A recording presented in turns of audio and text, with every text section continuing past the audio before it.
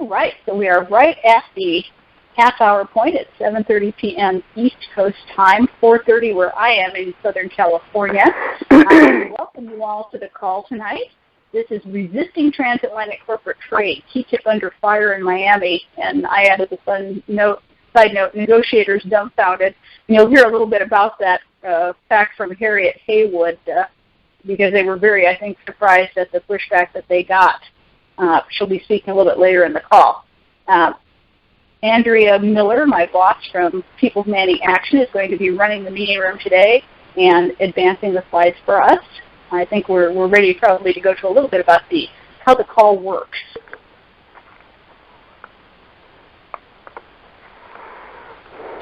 We do record all of these calls and also provide the PowerPoint for download so that you can actually recreate the experience, share it with other organizers, and spread the word. And we'd really like to ask everyone today, you are the critical element. Most of the folks on the call, and I'm seeing your names, have been with us for quite some time. I would venture to say at least a couple of years.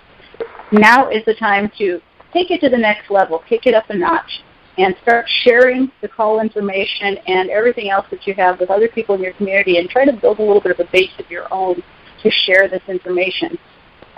Just a real quick, bit of housekeeping. You are in Q&A mode. To eliminate background noise, we do mute everybody. It's just so we can get a good recording. When a speaker has finished, we will offer the opportunity for people to ask questions. At that point, people who called in using the audience code, the 951146 access code, press *6 on your phone. You'll enter the queue, and we'll try and get to as many questions as possible. We ask everybody to please be courteous and give others a chance to ask questions, and identify yourself before you ask your question. Now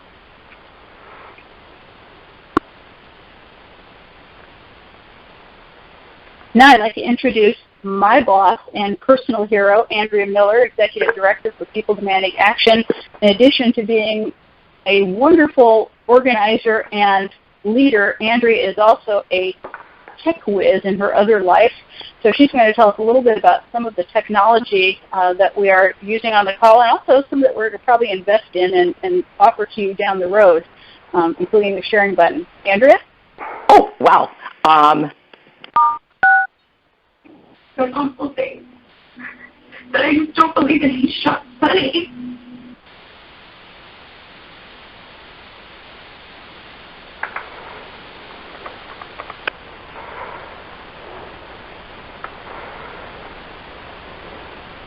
I'm thinking we must have a little audio issue happening here. Not sure why. Oh, no. My unmute didn't work. Here I am. Okay, I unmuted you manually. I saw that somehow you had gotten muted. Oh, thank you. Thank you. Yes. Okay. All right. Well, I'm going to be really, really quick. Our meeting room has video cameras, but we normally don't use the video cameras. That allows us to keep this meeting room very, very low bandwidth. So if you've got a slow internet connection, this meeting room will work just fine for you. Now, if you're in the meeting room, you're going to notice there is a chat box that's over on the left-hand side. You can ask questions in the chat box. It even has little emoticons, so if you want to put on little smiley faces or sad faces as our speakers go through the presentation, you certainly can do so. This meeting room is recording what we create in the chat. It is building that into a file. At the end of this call, when we get the call recording, we will put a link to the call recording with this PowerPoint that is already on the People Demanding Action site in the downloads section. When we finish editing the chat notes, that'll be about an hour after this call, hopefully, the chat notes will also be available in that folder. So every time we do one of these calls, we create a separate folder on people demanding action under downloads where all the assets for this call you can go and get. You can also download the PowerPoint directly from this meeting room. Over on the far right-hand side, directly below the list of people in the meeting room, is the share button. It looks like that little sideways V. You can click on that, and then our last 5 PowerPoints are there, and they're available for you. What you're probably going to see next week is we're going to be rolling out some of our new advocacy tools. Our new advocacy tools allow us to not only send an email directly to our members of Congress, but it also allows us to put a post on their Facebook page and also their Twitter page. And when we have the national call-in days, we also can do pass-through calling.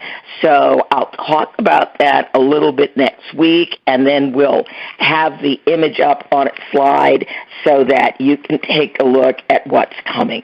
And Liz, I'm going to turn it back over to you. Thanks, Andrea. At this time, we just want to give a quick shout out to all the members of our call host and planning team. So I'm just going to go through and acknowledge and let you know a little bit about each of these wonderful people who put this call together for you. Tom Hocking is our tech advisor. He's a Move On regional organizer in the state of Pennsylvania. He is available to answer pre- and post-call technical questions. You can forward them to us. We'll pass them on to Tom or Andrea. He is also the Global TPP Team's Facebook page manager. And if you notice below, there is the link to the group page, facebook.com, Global TPP Team. Next up is Liz Anson. She is a Move On Council organizer in Los Angeles, California. She does an awful lot of research for us and provides us with up-to-date trade analysis notes and vets some of the resources that we share. Jan Schwarzendruber is a Move On regional organizer in Kansas, where she's fighting the good fight, and it's an uphill one, as we all know when we hear about Kansas. She's part of our national host team and works on campaign updates. Mara Cohen is, left, right, and center in this campaign and part of the heart and soul of the planning and host team. Mara is one of your chat hosts. She is also PDA's mass criminalization team leader in Illinois, and she is also coordinator for the Global Climate Convergence in Illinois. Lisa Oldendorf is a Move On regional organizer in New York and is also a member of our chat and call planning team. She is always there to answer questions, except for today when she's off. Now I'd like to turn it over for just a couple minutes to Linda Brewster, also on our call planning team. Linda is putting together, reports on some of the actions that are happening in events, and she is here to invite you to share information with her. Linda. Hi, everybody. Great to be on the call. I wanted to invite people to we want to showcase a few of the actions from our week of action in October 10th to 17th, that you may have hosted or participated in. And we're going to showcase them next week. So send me a photo or two and a brief report back, and we'll not only applaud your efforts, hopefully we'll inspire some more actions the week of action, November 14th to 17th. Thanks for all you do. Thanks, Linda. And on the next slide, there's a quick link to Linda's address where you can send your information in both October and November for all those actions that you're going to get out there and organize in your community.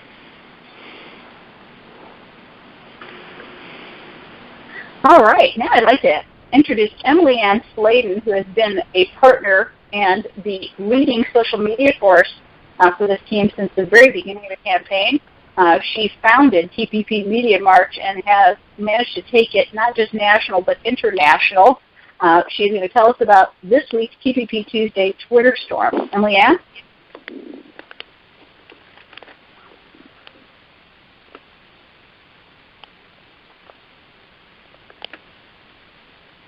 Well, you can look at her meme right now. TPP is a good deal for polluters, but a bad deal for us. That's also reflecting the theme of, I think, Bill Waren's talk today. And I'm going to take a quick peek and see if we might be having an audio problem, as Emily Ann has joined the call. And maybe it's having a little trouble getting through, so we're going to take a quick peek and see if she's with us. Might have had some audio issue. I think what we'll do is we'll just say, this is the meme. The tweets are posted at least an hour before the Twitter storm, which is at 9 p.m. Eastern, 6 p.m. Pacific time every Tuesday night.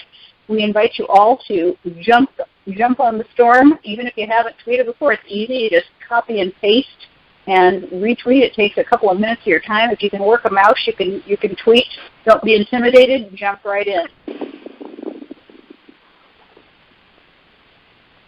Next up is Harriet Haywood from Florida. Harriet is the Move On regional organizer there and is also one of the key organizers in the state of Florida against TPP, TTIP, and free trade in general.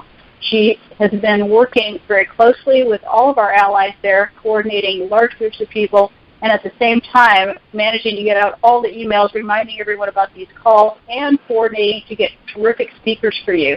So first I'd like to just give a big old cheer to Harriet for her really hard and dedicated and long tenure with this team. And now I'm going to turn it over to her. And Harriet, you've got 3 slides to talk about, so just let Andrea know when you'd like her to advance them. Harriet Haywood. Okay, thank you, Liz. You can put it on the first photo now. This is a photo of the opening press conference.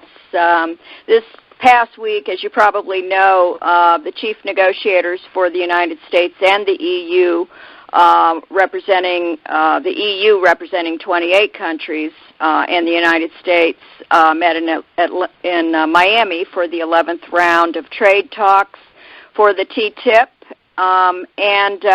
This particular photo is of the opening press conference. This was 9:15 Wednesday morning, and this was a really great event that brought out former Miami-Dade County Commissioner Natasha Sejas. We had Bishop James Adams with the St. John Institutional Baptist Church, Father Frank Cordishley, St. Bede Episcopal, and also a board member of South Florida Interfaith Worker Justice. We had members of PDA, Move On, Sierra Club, Oregon Fair Trade Coalition, Friends of the Earth, and many others were there to denounce secretive free trade deals like TTIP and the TPP.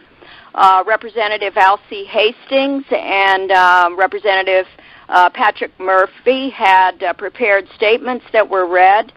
They were in session and had to do some voting, so they weren't able to be there, but they had some great statements read. And also mayors from the surrounding area had prepared statements. There was local press, and the Miami Herald gave a really good coverage of the event. And that was on Wednesday, and later in that same day on Wednesday were the stakeholder meetings, which took up the majority of the day. And during the stakeholder meetings, that's a time where speakers for and against can give short presentations. They have to register for the event. There were civil society experts present.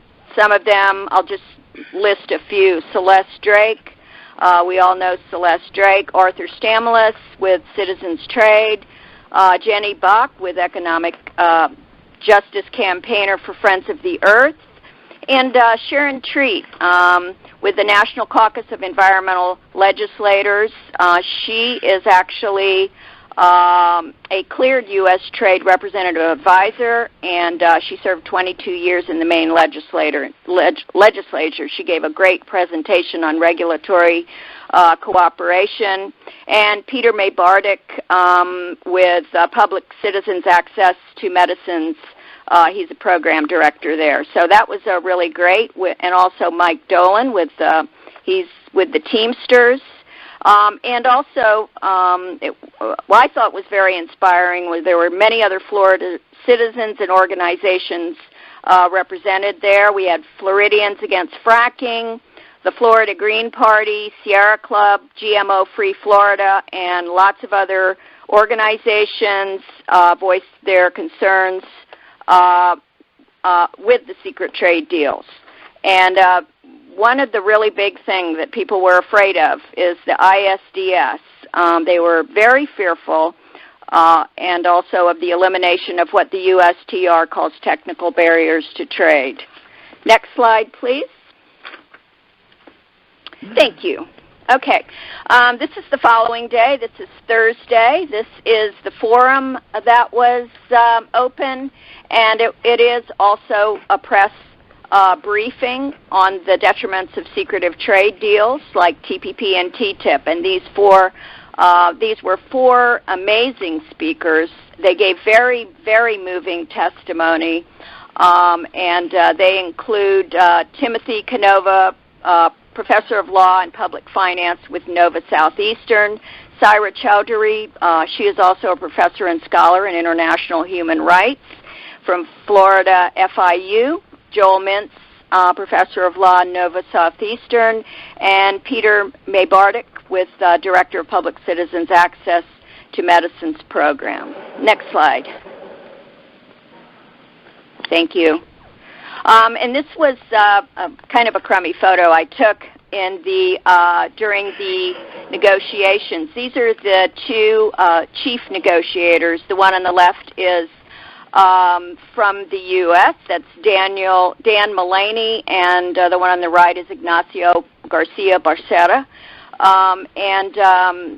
They held a Q&A period at the end of the day. This was actually on Wednesday, and there were many questions that were asked of the negotiators. And, you know, it's to be noted that for the most part, all the questions went unanswered. You know, I mean, it was pretty disgraceful. And at one point, the EU and U.S. Negotiators were asked to respond to the protests that have been happening in Europe, these events that drew 250,000 people in one and 3.5 million signatures on a petition.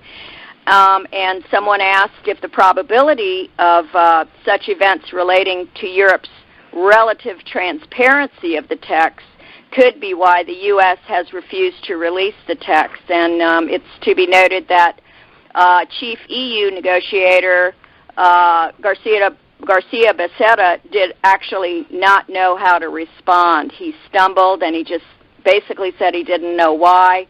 And Dan Mullaney, the U.S. negotiator, said perhaps there should be more communication, and it was just left at that. So it was pretty entertaining and really not that eye-opening, just a confirmation of how undemocratic this whole process is.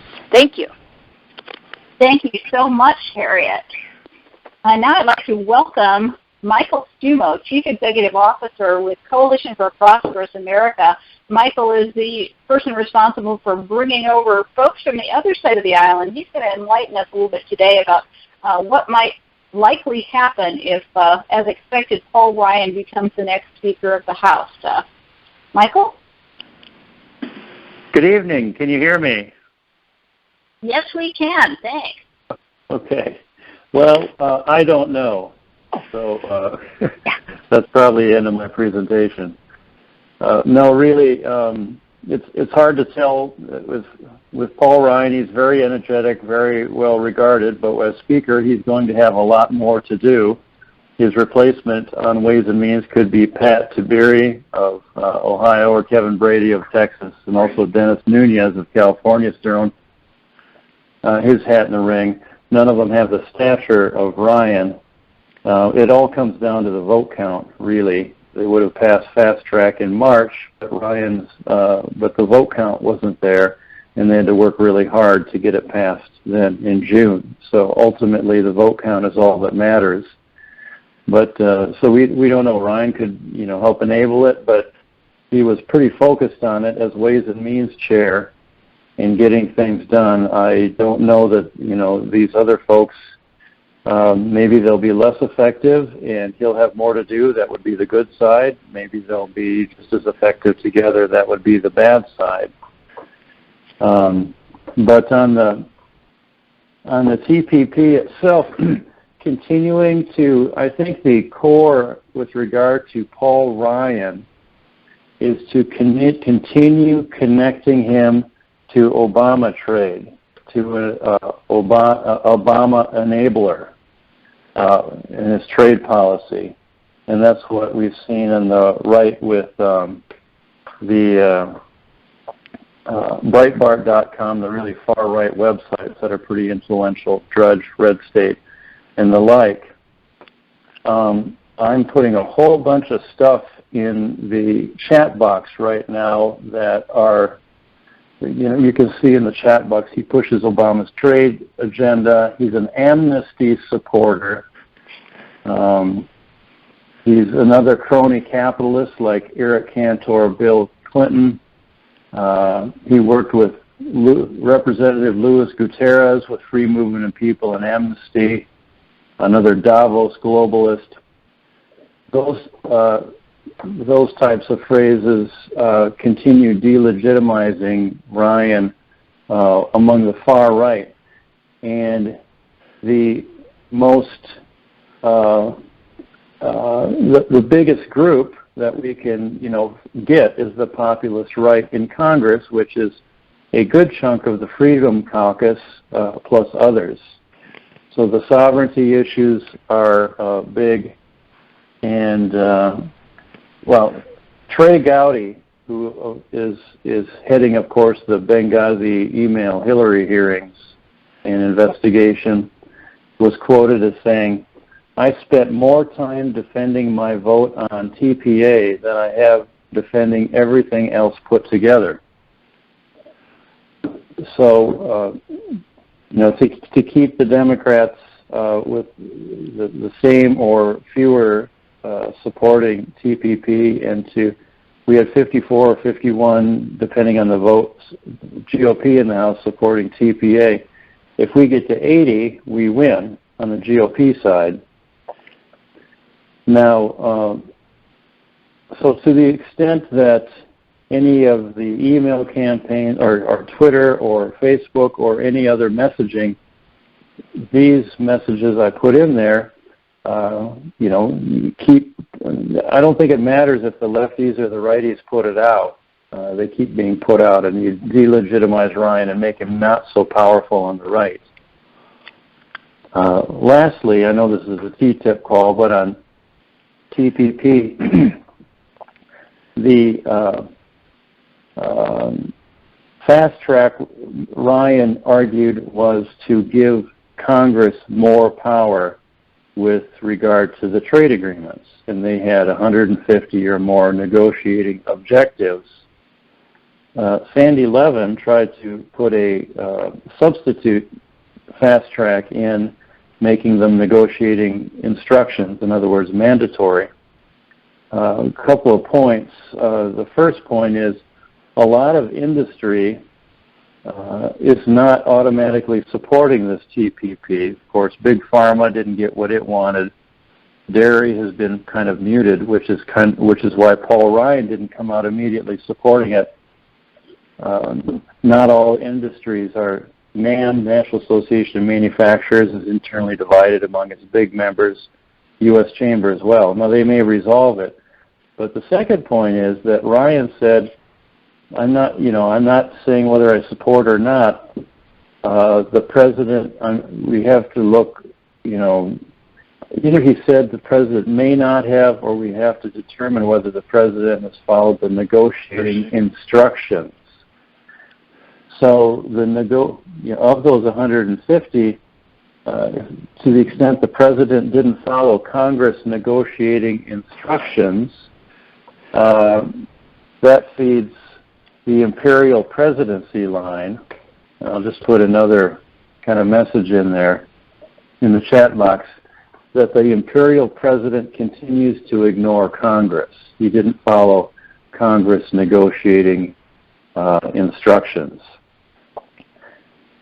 So again, I don't know what's going to happen with Ryan as Speaker, but it comes down to the votes, and these are messages that can help us start with the far-right populace and work to the middle and diminish Ryan's credibility and make it harder for him to support Obama trade.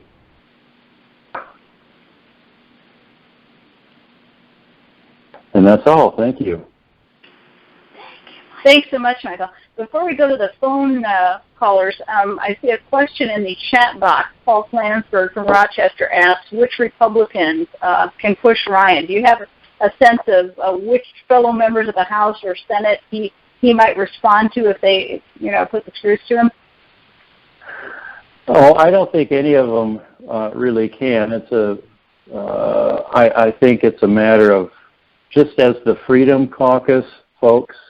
In fact, remember Boehner tried to punish people like Mark Meadows and Ken Buck for voting against Fast Track, and that backfired, and they ended up filing a motion to vacate, which ultimately helped push Boehner from office, so they got strengthened in the result. So the Freedom Caucus is a bunch of swing votes, plus there's a few non-Freedom Caucus folks too. There's 40 in the Freedom Caucus, I suppose. I don't know, 75% voted against Fast Track.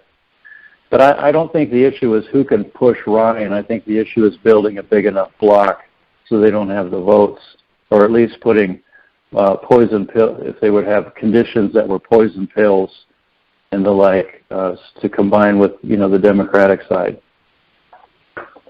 Thank you so much. We've got a couple of hands up, and I think we do have time, if you do, to answer a couple questions. Tony O'Doherty from San Diego has a hand up. Tony? Thank you. Mr. Stumo, the last time you spoke to us, or one of the times you spoke, you mentioned that sovereignty was a big issue on the right. Does it still resonate? Yeah, sovereignty is a big issue.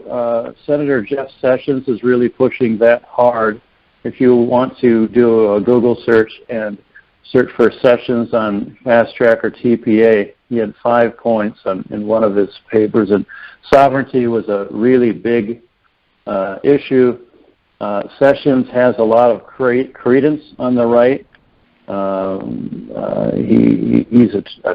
He's recognized as a true conservative, so to speak. He's against, amnesty and the immigration issues and the like. And so sovereignty is very big. And he's actually pointed out that the TPP is going to have some sort of a council within it so that it's a living agreement and will continue to be modified outside of Congress direction or will, and that really upsets many on the right. So it's very much huge. And in fact, we met with Sessions staff this past week and encouraged them to reach out to the leaders of the Freedom Caucus and start, planning and researching and, messaging and the like, and we'll see if we can, be helpful, if they'll allow us to be helpful with it. But he's very motivated. Okay, we have time for one more question. Stan Storcher has the floor. Stan? Thanks. Hi, Michael. Last week, I think, we were looking at the question of a provision in the USTR's talking points that says nothing in these trade agreements will prevent any country from regulating in the public good. And I couldn't understand what that meant. Is that something new, or has that been in trade agreements for a long time? And is it just one of those diplomatic things that turns into pixie dust? Because if that were true, then we wouldn't need a carve-out for tobacco. So what's your impression about that? Well, obviously I haven't seen the agreement. It's probably a lie, is what I think, but I just don't know. Sorry, Stan. Thank you so much, Michael Stumo. I wish we had time for more questions, but we need to keep rolling. We're a little bit behind schedule, so hope everybody's patient with this one. And we will now introduce Celeste Drake, Trade and Globalization Policy Specialist with our ally, the AFL-CIO. Celeste has been all over the world fighting the good fight for us. I don't know if she's still jet lagged, but she's back and she's with us today, and is going to be sharing a little bit of the kinds of stuff that we don't know, but she can find out and give us some insights into what we might still be able to do to keep this dream alive of ours of stopping TPP, TTIP, and TISA. Celeste? Hey, everybody. Happy Sunday evening. It's great to be here after all the travel. I would say in Miami, it was, from my experience having attended, I don't know, maybe close to a dozen of these, it was a very quiet round. I mean, first of all, they had done some of the chapters they had negotiated in Washington, D.C. the week prior. Of course, they hadn't really announced that ahead of time so that people could get ready for that. They also there were rumors about where it was being held, and so all of us followed the rumors and made our plans accordingly about where we would stay.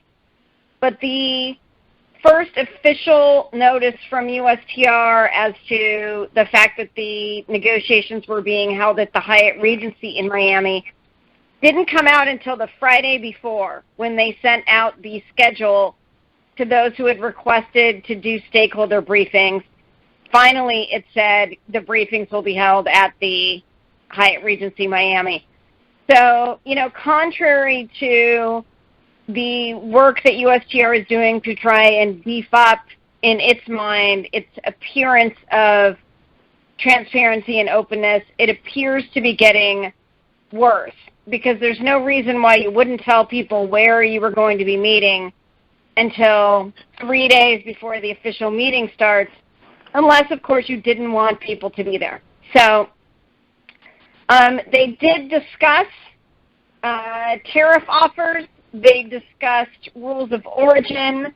They discussed procurement.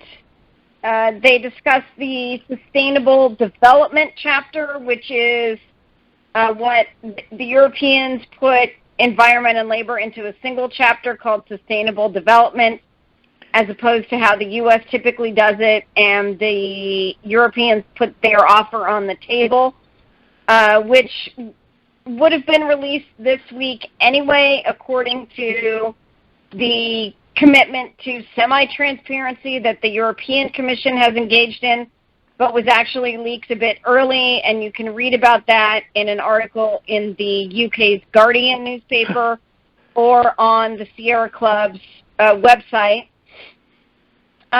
You know, in terms, I think Harriet gave a great discussion of what the stakeholder briefing was like. Now, remember, everybody, because the U.S. treats these as, you know, secret and a matter of national security, that's actually their job, is for the two chief negotiators to get on stage and to answer questions without giving any information. So they are well practiced at it. It's a real skill. I think most of us, you know, when we're asked questions, our typical response is to try and answer them. This is not what that is. This is a way of trying to assure people of that you're doing something not scary without actually providing any information. And I think to Stan's question, this isn't anything. This has long been a talking point of USTR, but you have to parse the statements very carefully. Of course, there's nothing in a trade agreement that would, ahead of time, somehow legally prevent a government from enacting a law, regulation, rule, administrative decision, whatever. But there continues to be, as there always are in the agreements, ways to check that later, either through state-to-state dispute settlement, as happens at the WTO, and which is the reason why the U.S. has had to change its law on dolphin-safe tuna labeling, on preventing imports of shrimp that were caught while endangering endangered turtle species, and now cool country of origin labeling, or ISDS, which has been used quite frequently to either get countries to roll back various laws that are being challenged, or to get a payoff if they intend to keep those laws. So when they say prevent, they truly mean, is there something that would prevent it from happening beforehand? They do not mean prevent in the form of deter, disincentivize, chilling effect. So again, we have to be careful. They try to control the conversation by using confusing language. We have to be really good at hearing exactly what they're saying and say, wait a minute, they haven't defended our criticism at all, because they haven't. Now, in this vein of transparency and secrecy, for those who didn't see it, I would like to draw your attention to the fact that Friday morning we released a letter that was signed by more than 75 organizations and academics, including a number of unions, but a number of business and economic development associations, farm, agricultural, and rural associations, environmental associations, good governance, and really across the political spectrum. The Liberty Coalition, which has as its members, interestingly, both like the ACLU and various Tea Party associations and gun rights groups, they signed on. OpenTheGovernment.org, the U.S. Business and Industry Council, which except for trade is really probably to the right of, a lot of the other signers. And then, of course, Sierra Club, Friends of the Earth, some of your public citizen, regular stalwarts. And we were hoping, we did our press conference half an hour before the USTR press conference about the Miami round with hopes that the reporters would attend ours and then call USTR and ask questions about why, at a minimum, the U.S. can't be as transparent as, the EU, which is by no means perfect or sufficient. So I'll stop there and answer questions. Thanks, Celeste. All right, folks, press star 6 on your telephone if you have a question for Celeste Drake. And as always, please keep it brief, identify yourself, and let her know where you are. All right. Stan Sorsher had a hand up, and Stan, I think I lost you. I'm going to ask you to put your hand back up. We had a little technical glitch. I saw you, and then you disappeared. So I'm going to invite others. If you would like to ask Celeste a question, press star 6 on your phone to enter the question queue. Stan is back, and this time I'm going to click the right box for you. Stan?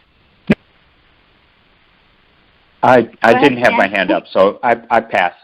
This has been great. Okay, you heard that. All right. Okay, we have a caller at 906-6399799. If you recognize that number, please let us know who you are, where you are, and your question for Celeste. Yeah, Mark Aslin, Upper Peninsula, Michigan. Celeste, my question is probably doing with Canada and Trudeau. I understand he's not as liberal as he makes himself out to be. But if the people of Canada managed to convince you not to back TPP, would that kill TPP? That's a good question, and the answer is it's really unlikely. There's something plays into people's psychology.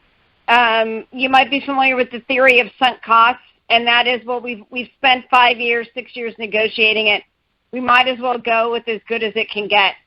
So it's most likely that if Canada were to drop out, the rest would say, bye-bye, Canada, we're going forward with 11, and that's going to be good enough. Now, of course, that would actually be pretty harmful to New Zealand because the only thing they really wanted out of this was dairy access, and Canada is one of those markets they wanted it. But you can see there wouldn't be a domino because then if Canada dropped out and New Zealand dropped out, New Zealand's one of the tiniest economies in the group, and the other 10 would go forward and say, we'll see you, bye-bye. So it's really, when you sort of game it out, probably all 12 will stay in. Trudeau will continue to make some criticize the transparency with which it was negotiated, but probably little else. All right. Thank you, Celeste. Carl Blackstone has a hand up. Carl, you have the floor. Let us know where you are and your question for Celeste. Hi, this is Sheldon Prentice from Seattle, Washington, and I just. Go ahead. Hi. Yeah, hi. I wanted to find out what are your thoughts, given this strong opposition in Europe, is TTIP not as likely to succeed as, say, other trade agreements in the past? That's a great question. I think the answer is it's too early to tell, but we certainly have, in my estimation, a better chance of killing TTIP than we do of TPP. The public participation, information about TTIP, complaints about TTIP, questions about TTIP, and then, of course, the out-and-out opposition is far more, than any other trade agreement, at least in the past decade. And there really seems to be an opportunity to, one of two things really. Either it's going to turn into something that all of the critics could support, like the truly first progressive trade agreement, not just a talking point, or if it doesn't do that, there's a really good chance it could die. Now, this isn't a prediction. This is saying there's the best opportunity here, and I think we need to, while we are fighting TPP, always keep an eye on all of these, TTIP, TISA, and recognizing that, it's essentially all the same fight. There are a few different risks in each one. Obviously, Vietnam's a very different country from France, but it's all about taking more power for corporations, less power for citizens and democracies, and that is what we have to keep in mind. So let's not be, solely focused on just the one, but really try and teach people and talk to people about this being a big picture and a big power grab, and that we have to be aware is hitting us from all sides. Thanks so much, Celeste. Lori Lucky, at least I hope it's Lori Lucky, has a hand up. Go ahead, Lori. Thank you. It is. I am one of Sheldon's teammates in Seattle. I have a son who's a high-tech worker sitting at home screaming at me on emails from Malaysia, telling me over and over again, it must stop, it must stop, it must stop, and it's very corrupt over here. Celeste, there's many people asking online, how do we get a copy of your report? The one you mentioned. Sure. If you go to aflcio.org and then go to there's a tab for the press room, the latest press release, which is from Friday, if you click on it, you can click through and see the letter with the 75 organizations. And I encourage you to Okay. I would really like to take that letter to some meetings out at the University of Washington, send it to some people I know at Washington State University, try and get it into, into networks in all the colleges that I've got somebody in Washington. Fantastic. Excellent. Thank you so much, Lori, and thanks, Celeste. We have time for a couple more questions, and I can't believe that we've cleared our queue, so I'd like to invite a couple of folks. If you have a question for Celeste, please press *6 on your phone. This is a golden opportunity. You have one of the nation's foremost trade policy specialists on with us. All right, we have someone at 908-362-1623. Let us know who you are, where you are, and your question for Celeste. Hello, this is Wendy Getz. I'm in Northwest New Jersey, and I have a question about the energy and the export oil ban and the lifting, the repealing of this. I'm very confused why Obama said he would veto it when we're very aware of the exporting the natural gas and the creation of LNG exports all around the country is a big part of the entire trade agenda, and we've seen like the coal pass and all of these. Isn't this just next in line, and should we be focusing more effort to try and make sure that doesn't pass? It seems like 1/3 of their export plan. Thank you. Yes, that's a great question, and I can't answer for what the president's motivations are. I can say it's sometimes those who support trade agreements, it's exactly because of the lack of transparency, the fuzziness as to what they're all about, the fact that they're called trade agreements when really often they are something else. And sometimes it's political positioning, that you might be for or against a standalone vote on something that you don't imagine would be defensible to your political constituency, but you might support a trade agreement which has that exact thing in it, because then later you can say, oh, I didn't know, or, oh, yes, I know that was a negative, but it was in an entire package that was positive, and you have to do trade-offs, and because, you have to do a trade agreement as a package. So I think the energy issues are, they're important. Being from the AFL-CIO, we've got lots of affiliate unions that have various positions, so I wouldn't, recommend one or the other. It's not my area of work, but if it's important to you, I would say keep working on it, and to the extent that it's impacted by trade, make sure that people know and that you're making people aware of a potential sleight of hand, like that it's not okay to be against something in one context and to be, for it because it's hidden in another context. All right, Tony O'Doherty has another question for you, Celeste. Tony, you're up. Yes, Celeste. I'm trying to figure out the effect that a couple of agreements between Europe, the EU, and other, say, like Canada, like CETA, and the disagreement over the safe harbor arrangements, which came up lately. To what extent do they block the TTIP negotiations, or are they relevant? They're relevant. They wouldn't block the TTIP negotiations. I think, they are coming to an agreement on safe harbor, and that would allow TTIP to go forward. And I think there will be, the powers that be in the EU and the U.S. that want TTIP to go forward will figure out some way to figure out a safe harbor. I think at this point, though, Europeans are pretty wary that any safe harbor given to U.S. companies will really be safe. And many of them are saying, we already know what happens. It's largely window dressing, and that's not good enough.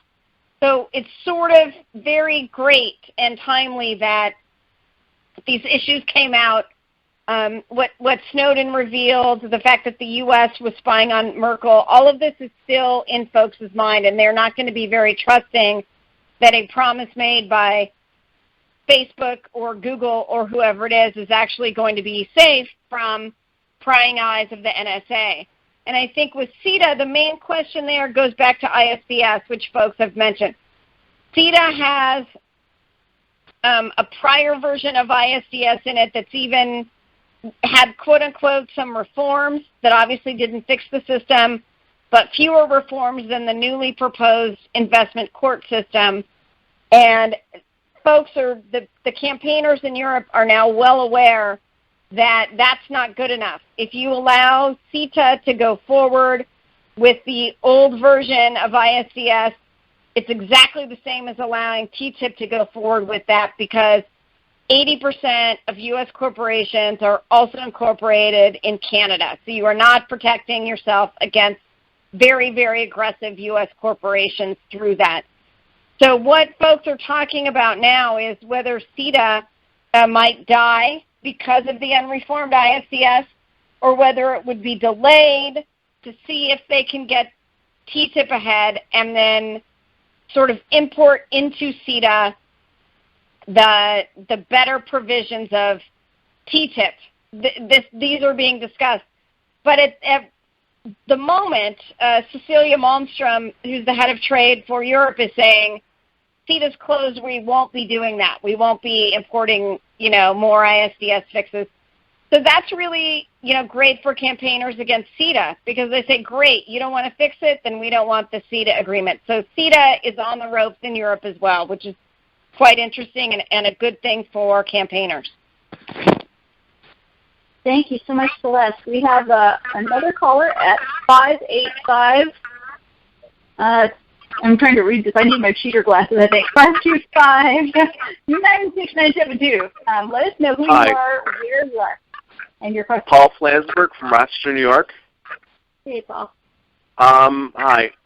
Celeste, I know, and I've enjoyed you on these calls for years now, but I don't understand exactly the leverage that AFL-CIO has in opposition to these trade deals.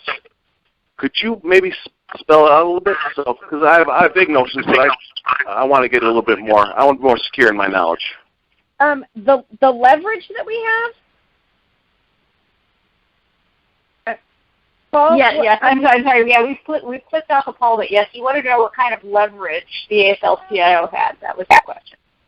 Yeah, I mean, the parties that have the leverage in these trade agreements are the parties that are getting everything they want. So it's the U.S. Chamber of Commerce, it's the National Association of Manufacturers, the Financial Services Roundtable. You know, it's these multinational corporations have the leverage, and how do you know that? Because they're the ones that write the rules, and they're the ones that make sure that if there are changes to the rules, they're really sort of minor changes and not, transformative, that would turn these agreements into people-centered agreements rather than corporate-centered agreements. And that could be done, but it would take transformation, and that is not what we see. Instead, what we see is they always start with the last text, and then they add a bit, take away a bit, or keep it exactly the same. So we have been fighting these, for 20 years, since NAFTA. There have been some successes. There was an attempt to make a global ISDS agreement in the WTO in the late 90s. That was killed. There was an attempt to make a free trade agreement of the Americas, so basically TPP for North and South America. That was killed. But, it's difficult. The vast majority of these agreements that the corporations have asked for, they have gotten. And certainly we have not yet killed a trade agreement that has been completed and been sent to Congress with fast-track authority. Doesn't mean we can't, but it shows you how difficult it is and how hard of a road it's going to be, and why we need to get more people on these calls and the information out there, because nobody's making it easier for us.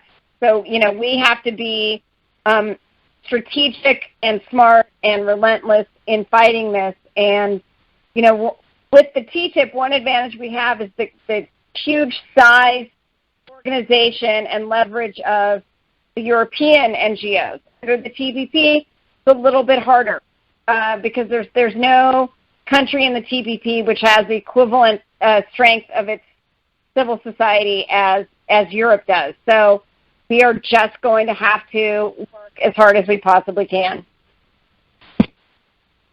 Thank you so much, Celeste. And before we go to our next speaker, I would like to mention to everyone that the AFL-CIO has some wonderful educational materials, and we will actually be sharing some of them with you in different venues very, very shortly. You can always go to the AFL-CIO website, as Celeste noted, but we're going to be doing some additional creative things with them, which we will share with you very shortly, and we are so grateful. So one of the things that I'd like to offer that they do for us is exhaustive research and keeping their ear to the ground and understanding the value of organizing people every single day. And I can't underscore enough what Celeste said. We are all charged with needing to go out and educate people in our own communities. That's the only way we're going to win this. With that, I would like to thank Celeste for bringing us up to speed and introduce our next speaker. William Waren, trade policy analyst with Friends of the Earth, has been on one of our calls before. If you've been with us for a while, you've heard him speak. He has a lot of wonderful information to share with us. He's going to be talking now about the potential assault on the planet if TTIP comes to pass. And at the end of his discussion, we're going to invite you to ask some questions by pressing *6 on your phone. Bill, welcome. Hey, it's great to be back with you. Thank you. And just as a preface, Adam told me in preparation for this that he preferred that I give a rather long introductory speech rather than a short one, as I had expected, because of the technical nature of our concerns about bees and pesticides. Correct me if you want me to make it quicker. You do what you need to do. We're here to listen. Oh, okay. Well, I will follow Adam's suggestion. Right now, we see a powerful pesticide lobby is reasonably believed to be leveling a stealth attack on bee-saving regulations in the TTIP talks. This may sound like an obscure issue, but in fact, it goes to a vital point in the ecosystem, and without the bees, our whole agricultural system is at risk because the bees are the pollinators. Bees are dying at an alarming rate. A growing body of science has shown that neonicotinoid, and I can't pronounce that word very well, the neonic pesticides manufactured by Bayer and Syngenta and others appear to be a leading driver of global bee declines, and are in addition harming butterflies, birds, earthworms, other wildlife. And the potential effects could be catastrophic for our food system and our agricultural economy. The apparent stealth move by pesticide manufacturers to use the U.S.-European Union trade deal to preclude effective regulatory action on bee-killing pesticides must be stopped. A short, but I think totally accurate analysis that we did on this reveals that U.S. and European Union negotiators are actively considering the agenda of the chemical and pesticide lobbyists, and in particular those trade associations and those manufacturers that deal in neonics. Under the terms of the TTIP, chemical and pesticide safety standards on both sides of the Atlantic could be lowered, and we have good reason to believe that that's the intent, certainly of industry, almost certainly the United States, and very probably Europe as well. In particular, we have good evidence strongly suggests that regulation of bee-killing neonic pesticides, the only thing that will save our essential pollinators, are very much at risk. What we have uncovered is that Bayer and Syngenta, two European neonic manufacturers, as well as others, have lined up and in full agreement with the TTIP. So they're out pushing the TTIP. And they are advocating for provisions that, in effect, would treat these bee-killing pesticides as non-tariff barriers, although just like the food companies in the U.S. deny that they want market access for chlorinated chicken and so forth, you get denials that that's their intent, but since their detailed proposals that they're offering would have that effect, I don't believe that they are incompetent. And the biggest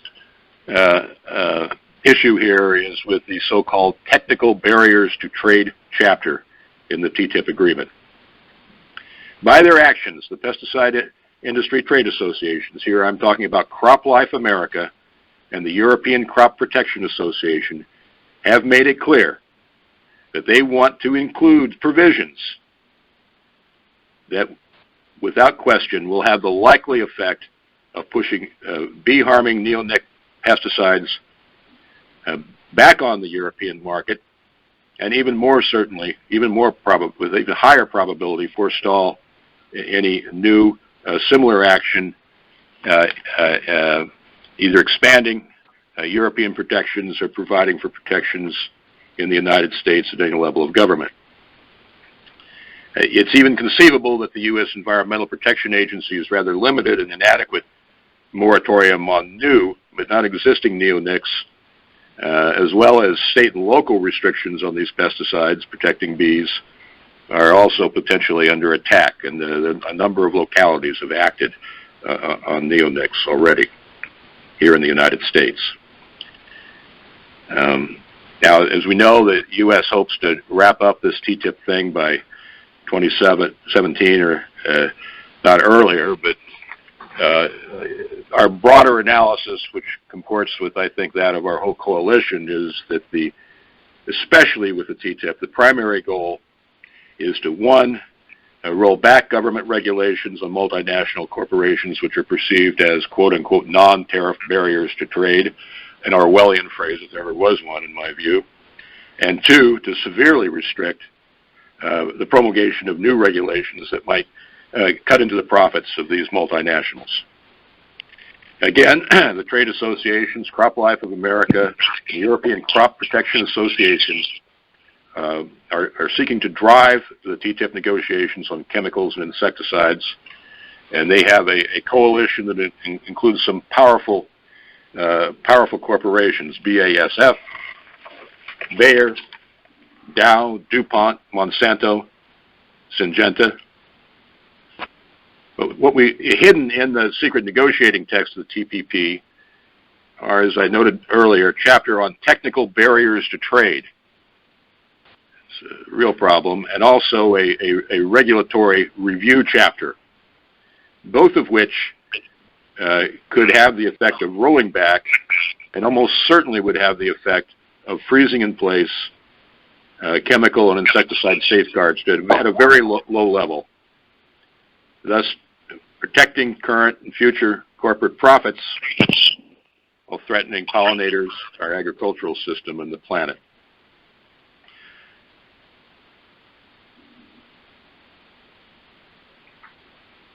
This is reinforced by the fact that the U.S. Trade Representative has identified Europe's pesticide regulations as a non-tariff barrier to trade that needs to be rolled back. Presumably somebody wants that to happen. One can reasonably presume that changing the EU policy on bee health, given that it's appeared in the trade barriers report at USTR, is an important U.S. negotiating objective in the TTIP talks. And in this connection, it must be understood in the context of chemicals and pesticide issues more broadly, and the Center for International Environmental Law, Carol Muffett and Bhaskar Tunsuk, have produced some really good reports on this that are cited in our press release and in our analysis, and I would recommend to you. For the time being, Europe, I mentioned before, has restricted the use of 3 neonics and subjected another pesticide called fipronil, if I'm pronouncing that correctly, to restrictions. There's no similar restrictions on the United States on existing pesticides, though such restrictions are sorely needed. So again, it seems to be pretty clear that the USTR, having identified these provisions as a non-tariff barrier to trade, is seeking to restrict them under the TBT chapter, the regulatory review chapter, and probably a couple of other chapters of the TTIP agreement. Let me focus on TBT, technical barriers to trade. The stated goal of the TTIP negotiations is to provide for TBT plus provisions, meaning provisions that are more restrictive of protective regulations than the very tough World Trade Organization technical barriers to trade provisions, which is startling. The TBT rules, the WTO, really do create a ceiling and not a floor for environmental and health safeguards, among many others. And a challenge regulation on insecticides, for example, would require that the promulgating jurisdiction meet very, very high burdens of proof to show that it is not discriminatory, that it is not necessary, and it's a definition of necessary that's extremely restrictive, and that it is not the least trade restrictive, meaning rather than the most effective means of regulation. And the history of WTO litigation shows that these are extremely high and in most cases impossible standard to meet. I had a conversation just the other day with the European Crop Protection Agency. A fellow denied that they were opposed to neonics, but said that all we want is an agreement that imposes a strong definition of discrimination and a strong definition of necessity and at least trade restrictive standard. So I can put two and two together. Again, the two powerful lobbies, CropLife America and the European Crop Protection Association, are really pushing the TTIP, and obviously they have a lot of money at stake in these products. Syngenta, which is the European neonic manufacturer, has explicitly called for harmonized pesticide safety standards between the U.S. and the EU.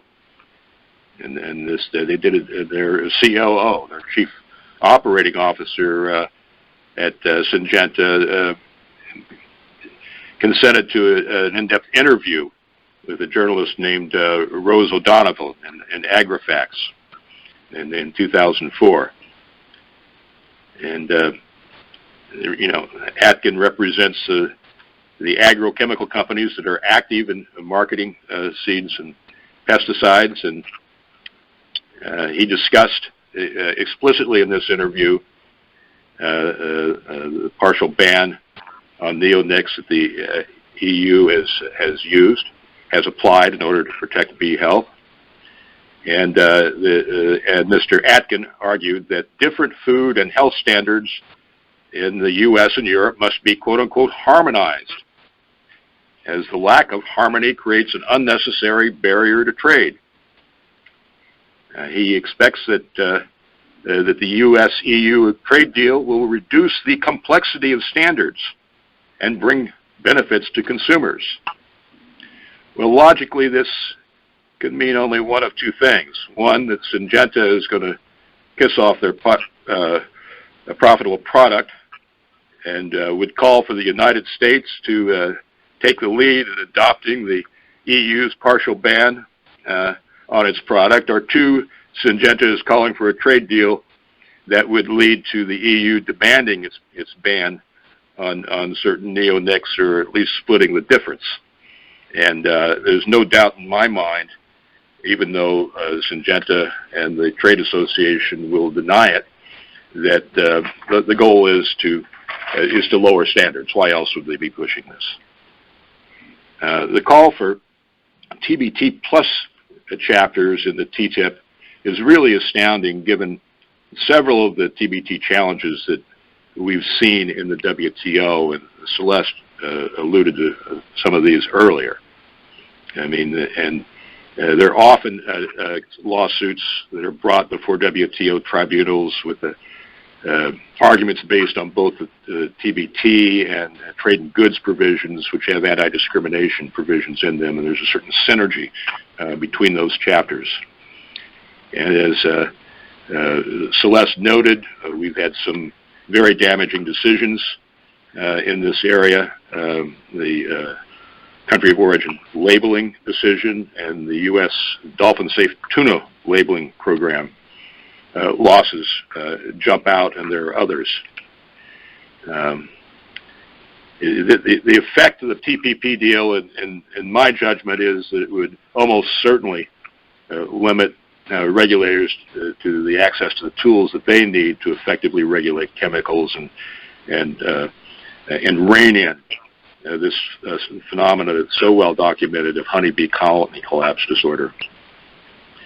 And as Celeste also noted, the reason why the decisions by international tribunals are so concerning is that unlike most other global agreements and arbitration rulings, they can be effectively enforced with penalties for noncompliance in the form of retaliatory trade sanctions.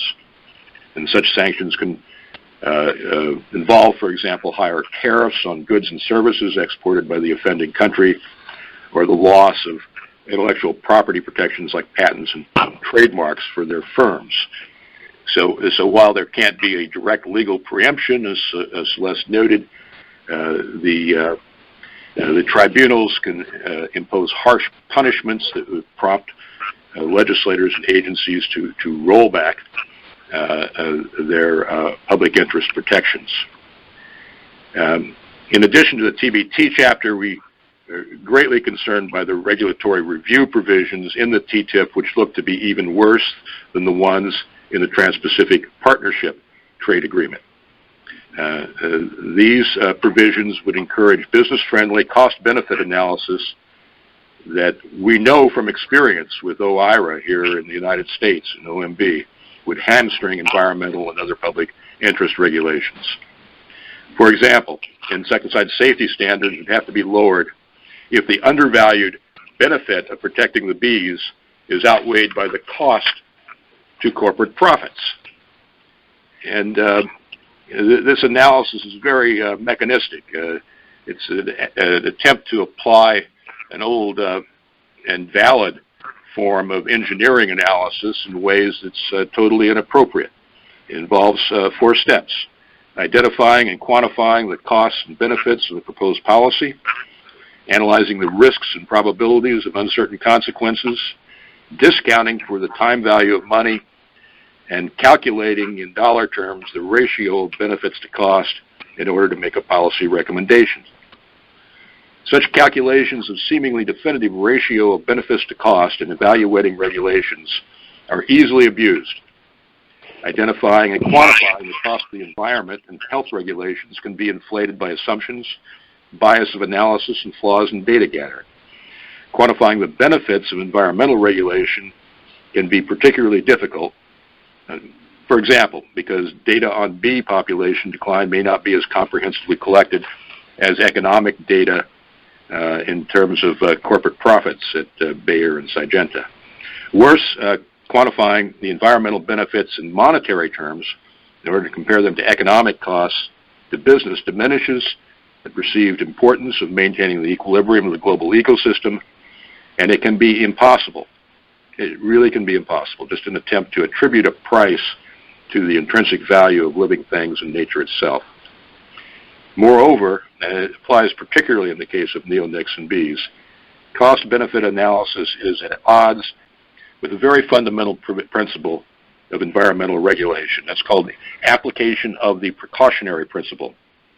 Application of the precautionary principle in the face of immeasurable environmental risk and inescapably uncertain outcomes. All of the nuances swept out of this process. I'm going to have to stop you there because I think we've almost eaten up all of your time, including Q&A. Okay. You were on such a roll, I didn't want to interrupt, but we have maybe time for one question. So I'm going to look in the queue. And it looks okay, like, I'm sorry. I thought I had a time, but I apparently didn't. Don't apologize. We had allotted about 20 minutes, and I thought you had the agenda in front of you. But no, Adam told me to talk for 20 minutes, so I was going to talk for 20 minutes. He didn't. I misunderstood, perhaps. No, that's why I asked about. You really want me to talk for 20 minutes? Okay, go ahead. Oh well, okay. I didn't hear the 20-minute mark. Sorry about that. All right, okay. we have a couple of hands up, so maybe we can get through these questions so that we don't disappoint anybody. Okada Katsuhiko. Hello? The name. Yes, I'm sorry if I mispronounced your name. Go ahead and correct us and let us know your name and your question. Hello, can you hear me? Yes. Yes, we can hear you. Okay, great. Okay. I'm in Northern California, and I would like very much to get even just a short statement. We're battling a lot of pesticides here, and we're making some inroads in getting them banned from public lands. And if there's a short statement on this that we could plaster on our information sheets, it would be great, as well as possibly a graph that shows what's going on in terms of comparing what's happening in terms of the TPP and the TTIP in terms of how that relates to pesticide distribution in the U.S. So I don't have a graph. I have a textual analysis of the proposals that is attached to a press release that we issued earlier. You can find it on our webpage under news releases at www.foe.org, or you can send me an email at wwaren@foe.org. I'm going to, at this point, ask Andrea to maybe return to your original slide. Andrea, if you wouldn't mind backing up to Bill's headshot that has his email address on it for folks that they want to, and as well as his website. There we go. All right. Okay, we have another hand up, and I think we're gonna get that question answered. Area code 406-438-6321. Please let us know who you are and your question for Bill.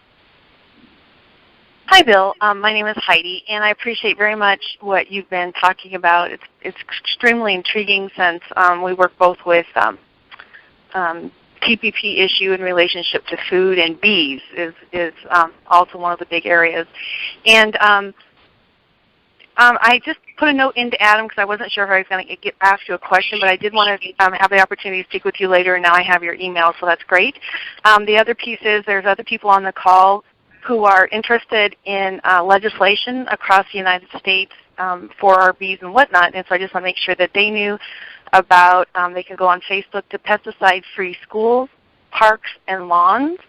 That's a brand new Facebook page, and there'll be pieces coming out of there working with Bee Against Monsanto and different groups on the national level. So that's Pesticide-Free Schools, Parks, and Lawns, and if you message them there, they would like to connect with you and what you're doing across the nation for bees and our children and whatnot. And thank you so much for being here tonight, Bill. This was excellent, and we really appreciate your efforts on the behalf of bees. Thank you. And thanks, Heidi. Just so everyone, Heidi has been organizing folks on this issue also as long as the team has been in existence, and I'd like to personally thank her for her work where she is in organizing. Now we are just about at our end of our call, but we've got Adam Weissman, our partner at TradeJustice in New York, with some news and updates. Adam, you have the floor for about 4 minutes. Are you with us, Adam? Adam Weissman.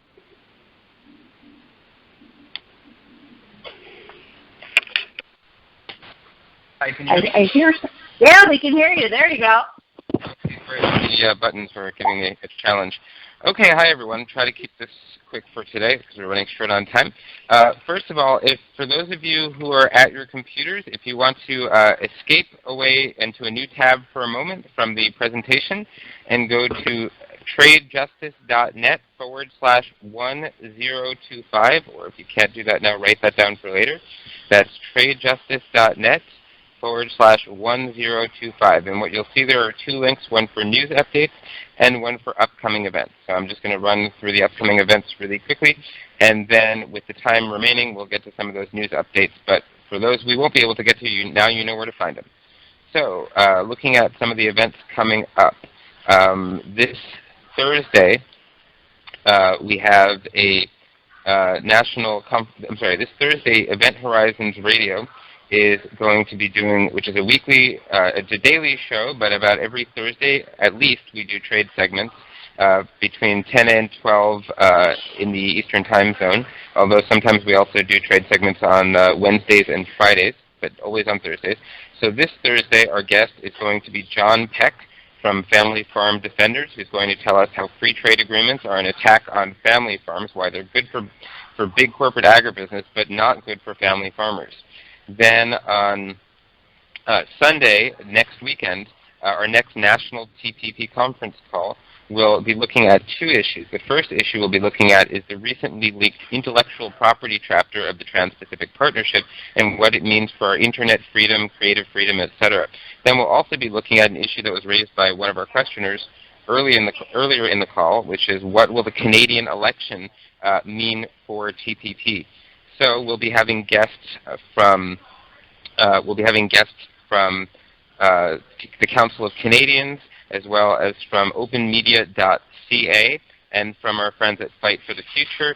And our own TPP team member, Linda Brewster, will be giving us a report on the week of action that took place October 10th to 17th. And again, if any of you have photos and other information from that week of action, be sure to send those to Linda so she can compile that report. Then on Sunday, November 8th, we'll be having John Peck, who I just mentioned will be on the radio show, is going to be coming on our call for a call looking at free trade versus family farms. And we'll be having another guest to be announced on that call along with John. Then on Tuesday, for those of you in the New York metropolitan area, on Tuesday, November 10th, Big Apple Coffee Party will be holding a TPP forum with our good friends Kevin Thies and Margaret Flowers as speakers, as well as our other good friend Elisa Simmons from Public Citizens Global Trade Watch, and Jim Hightower, who of course has been a guest on these calls before, and that panel is moderated by Zephyr Teachout, who many of you may have heard of as the left candidate who ran against Governor Cuomo for the governorship in New York State. Then on Friday, November 14th to Wednesday, November 18th, of course, is the Fall Rising mobilization that Mackenzie will be telling us about shortly. And then finally, on Sunday, November 22nd, we have the National TPP Conference Call and Webinar again. You may be wondering what's happening on the 15th. Why is that week skipped? Well, that's when we'll all be in Washington, D.C. for the mobilization. So we're talking to our friends at Flush the TPP and Popular Resistance about possibly live streaming a panel from D.C. in the place of our normal call, and we'll announce details on that as soon as they are available. But getting back to our regular schedule, Sunday, November 22nd, we're going to be having a national TPP conference call about TPP's attack on public health. Just as earlier in November, we'll be looking at how TPP's intellectual property chapter compromises internet freedom. On the 22nd, we'll be looking at the other big intellectual property chapter issue we've talked about frequently, which is how TPP will influence access to medicines. But some of you may be saying, well, haven't we just talked about that? Well, we haven't talked about it since the new leak. So Peter Maybardak of Public Citizens Access to Medicines Group will be telling us what we learned from this newly leaked complete final intellectual property chapter that is different than what we already knew about the intellectual property chapter and what it means for access to essential medicines. We'll also be joined by Dr. Elizabeth Wiley, formerly of the American Medical Student Association and now a resident physician at the University of Maryland, who will be telling us about how TPP threatens and TTIP threaten national health systems like Medicaid, Medicare, and the British National Health System. So, and then of course, every Tuesday, as we heard from Emily Ann, are the Twitter storms, and every Wednesday are the National TPP Resistance calls that Mackenzie will no doubt be telling us about. On the 27th, which that's Thanksgiving weekend, so we're taking that week off from a call, but then we'll be starting again with calls in December. So that's the the upcoming events. Liz, do we have any time for news stories, or are we pretty much out of time? We have time to have Mackenzie jump in, but yeah, we're 3 minutes past. Okay, then I'll just say for those, please, all of you, when you do go to TradeJustice.net 1025, please click on the news updates link. You'll find lots of current and exciting stories about TPP, TTIP, TISA, the US Bilateral Investment Treaty, and the WTO. Since we don't have time to go over them now, please take a look and check out some of those articles to find out what's happening in trade news this week. So thanks, everyone. Thank you so much, Adam, and thank you for taking the time to aggregate all of this important information. We will be sure to also share it with everyone, and if you would like us to pass it on an email, we can do that too. Glad to do it. Thank you again for your great work, Adam. You rock. All right. So, Mackenzie. We'd like to introduce Mackenzie McDonald Wilkins, a climate and trade justice activist, part of the heart and soul of Popular Resistance and Flush the TPP.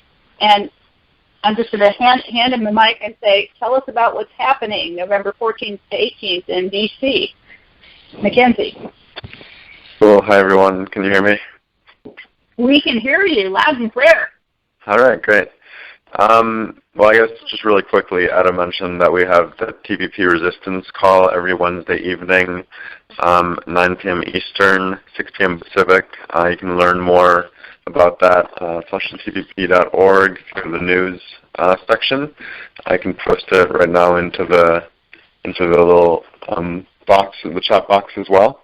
And I guess just I don't want to take up too much time because I know it's been a long night for everyone. But just want to say really quickly about the actions in November. I can go over a brief schedule and kind of a brief update of what's going on. So there's a lot of excitement building right now, a lot of momentum with new groups signing on every day. There are climate groups, food and farmer groups, healthcare groups, democracy groups, peace groups, international solidarity groups. You can check out the list on the call to action page, which is also on flushthetpp.org. And when you go to the actions section, people are organizing buses and vans and carpools, or just individual transport to come to DC from all around the country and also from some other countries. And Rally Bus, just about a week ago we got in touch with Rally Bus, and they are now helping to organize the buses to make it to DC, which is a huge help. So it makes it a lot easier to get buses to DC. So if you want to organize a bus, check out the call to action page, and you can see the link there for the Rally Bus, and you can kind of set up your bus through them, and they really facilitate a lot of the whole thing. So it makes it a lot easier to get a bus. And we also have like a ride share type thing, so you can do that as well. And also, if travel is too expensive, just let us know. I don't know. We're trying to help folks out to get to DC. So let us know your needs, and we will work with you. And also, when you get to DC, we'll have food and housing provided. And just let us know that you're coming in advance by signing up on the call to action page. So just briefly to go over the schedule, so this can probably help to give you a better idea of how to organize your travel. If you go to flushthetpp.org/fallrising, you can actually see the whole schedule as it is laid out right now, at least. The basic overview is that Saturday and Sunday are training, action, preparation, art build, all of that kind of stuff. Saturday is probably going to be more art build. I think we're going to be getting a lot more people coming in on Sunday. So we're going to make sure we get the full training on Sunday as well, and make sure that we're ready for the actions as we get into Monday, Tuesday, and Wednesday. So Monday morning, we're gonna Monday's kind of probably one of the biggest days of this whole thing. Perhaps the biggest day. We're inviting people, if they can only come for one day, to come to Monday, and if you can only come to one action, come to the action on Wednesday afternoon at 4:30 p.m. That we're meeting at the Chamber of Commerce. Monday. That's on Monday. And on Monday morning, we're also going to have really awesome actions, which are going to be super exciting as well, and potentially having farmers that we're working with, Family Farm Defenders and a bunch of other groups, to potentially get tractors and other farm equipment into DC. Not finalized yet, but hopefully it's going to happen. Tuesday, we're kind of doing like an International Solidarity Day. And there are going to be multiple actions and marches and probably panels. Also on Sunday, there's probably going to be a panel that Adam mentioned. Wednesday, more actions, and we'll do a petition delivery of all of the petitions that are going on right now, and there are lots of petitions that are getting tons of signatures, so we're going to make sure to get those to Congress. And then I think on Wednesday afternoon, for folks that want to stick around, we'll probably head over to the massive gas export terminal and refinery that's being built in nearby Calvert County, Maryland, which is going to very likely be hit hard, extremely hard if TPP and TTIP pass by a much greater markets overseas, especially in Japan and in Europe under the TTIP. So that's just a basic update. So you can get in touch with me. I think my email's on the slide, or it's Mackenzie@popularresistance.org if you have any questions about any of that stuff or anything else. And my phone number is 734-474-2984. Thanks. Thanks so much, Mackenzie, and we will be sure to share the link to you folks. You can find most of the information that Mackenzie was telling you about at the Popular Resistance website, and the links that are being shared in the chat notes, which will be available to you. So thank you so much, Mackenzie, and thank you, everyone. It's time to wrap up, and I'd just like to take a minute to invite all of you to stay up to date on trade and take action. Share TPP at peopledemandingaction.org. We will be sure to add to the list. We will share with you everything that we find out and everything we get from our allies. If there's anything that you need or information, we're happy to pass it on. So stay tuned, and together we will fight and we will win. Thank you again to our call host team, to Adam and Harriet and Mara and Andrea and Tom and Liz and Jan and Lisa and Linda and Emily Ann and everyone who helped put this call together, to Celeste and Bill, Michael, Stumo, Mackenzie, and all of you who joined us tonight. We are in it for the long haul, and we are going to do it. So thank you, everybody, for your commitment. Have a great evening. Good night, everybody. Thank you. Good night. Thanks. Good night, everyone.